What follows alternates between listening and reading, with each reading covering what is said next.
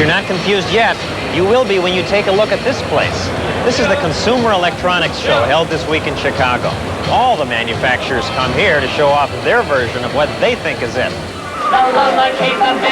The manufacturers will do just about anything to make their products stand out. Their goal is to attract the attention of store owners and buyers for retail stores. 90,000 of them are here. They're trying to decide which electronic products to buy so they can resell them to us later. We just try to outguess the public and try to determine what we think they're going to like and take a chance. Everyone's in video now. If you don't know what to buy, how are your customers supposed to know? I got it, they'll buy what we buy for them. What are you going to buy? I didn't buy anything. I'm mixed up too. High tech is what they say they're here for, though it's interesting. Conventions will be conventions. The longest line is made up of people waiting to get an autographed copy of Playboy. Not that the product displays weren't interesting. Memorex has an exhibit bragging that its videotapes can break glass too. Let's see if it can.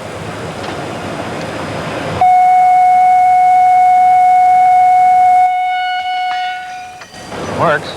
Now, other companies' tapes would break glass too, right? Sure, I believe they would. Pioneer is selling a jukebox that plays not just music, but music videos. And they're also selling a special lounge chair that pumps sound into you as you watch TV. Speakers are built into the chair. But the big seller is still the video cassette recorder.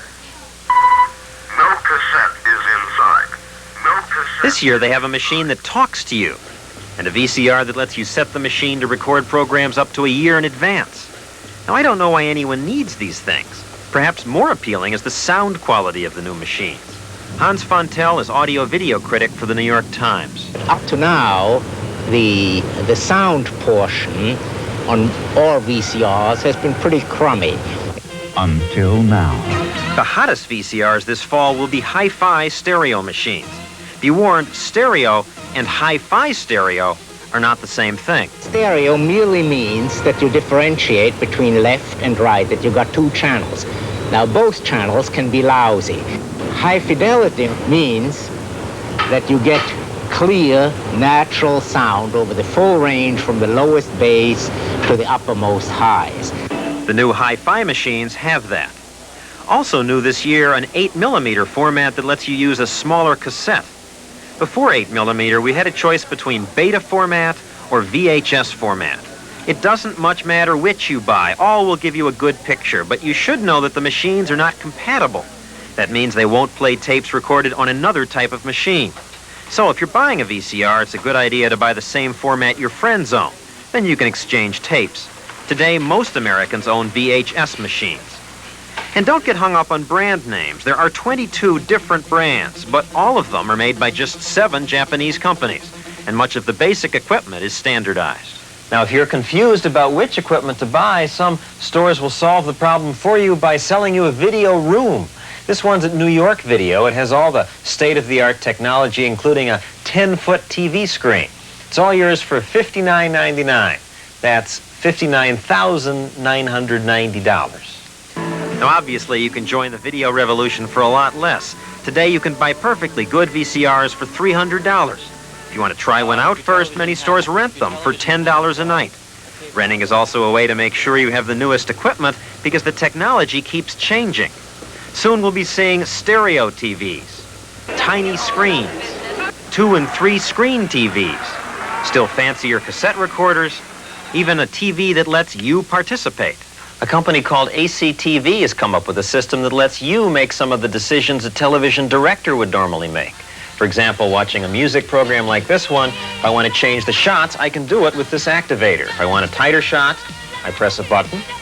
Press the button again if I want to see the backup singers or the band. I call the shots.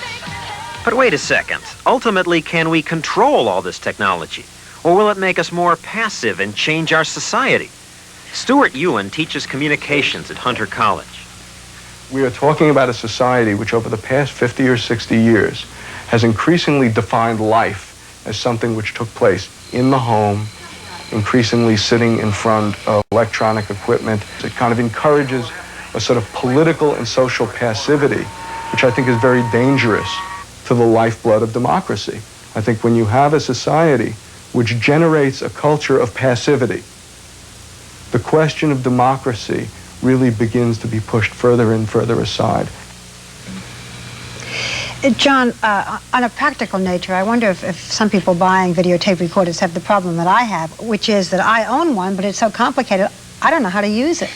They are complicated, and there's a lot of confusing information out. When we come back, I'll have some practical advice on how to get the best use out of the machines. Good.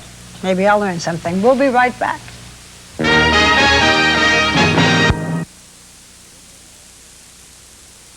We've been talking about home videotape recorders, and as I was saying to John, and maybe you have the same problem, I have a home videotape recorder, but it's so complicated that I need a videotape to teach me how to use my videotape. Do they make those? They actually have those, They do? though they're expensive. I think it's easier just to ask the store for help. Most stores we called said they would come to your house, hook up the machine for you, show you how to use it. Some said they might charge you $20 or $30. Some will do it free. You don't make house calls. Not since I got steady work. But I do have some advice from the experts on buying and using these machines. Some of the advice may surprise you. First, list price is a joke. Don't pay list or suggested retail price. We called dozens of stores. The average prices were 20% below list. I'm sure they'd like to sell it to us for list price, but if you shop around at all, you can buy a $500 machine for about $400. Second, I've always assumed that if I wanted the best picture when taping something, I should buy brand new videotape, and that's what stores that sell this stuff have told me. In fact, the experts say that for complicated technical reasons, you may get a slightly better picture using tape you've used before. You don't need to buy new tape. Of course, after about 100 plays, the picture quality will get worse. Third, after time, your VCR picture will get snowy, like this. Probably means the video heads need cleaning. Video service centers will be happy to do that, but they'll charge you as much as $89 for it. But you don't need to spend all that money. For about $15, you can buy a special head cleaning cassette. Just insert it in the machine, press play, let it run for about 30 seconds, and that cleans the heads. You don't need to bring the machine into an expensive service center. The best pictures, by the way, are not on tape at all, but on laser discs, where the quality is unsurpassed, but you can't record on disc yet. Another tip, rewind your tapes after you use them and store them upright, like this, not lying down flat. Storing them upright keeps the edges of the tape from being damaged. And finally, when you buy new videotape, it's a good idea to fast forward it and then rewind it once before recording gets in the tape during shipping, and the slack can give you a bad picture. Does that help? Yeah, very interesting, very informative. I thank you, and if you don't mind just repeating all of that, we'll tape it. You should have taped it already. Sure.